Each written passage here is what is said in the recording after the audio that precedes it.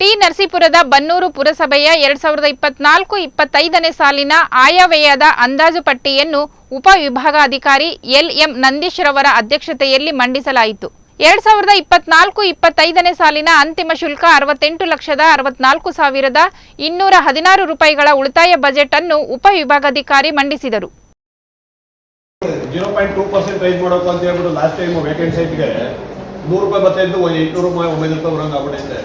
ಇವರು ಇದು 3% ಅಂದ್ರೆ ಯಾವ ಥರ ಇದಾಗುತ್ತೆ ಅಂತ ಎಲ್ಲರೂ ಒಂದು ಕರೆಕ್ಟಾಗಿ ಹೇಳ್ಬಿಟ್ಟು ಮಾಡಿ. ಇವಾಗ ನವೆಂಬರ್ 1ರಿಂದ ಫಿಕ್ಸ್ ಆಗಿದೆ. ನಾವು 3ರಿಂದ 5% ಏನು ಫಿಕ್ಸ್ ಮಾಡ್ತೀವಿ ಅದನ್ನು ನಾವು ಆಟೋ ಕ್ಯಾಲ್ಕುಲೇಟರ್ ಹಾಕ್ತೀವಿ ಸರ್.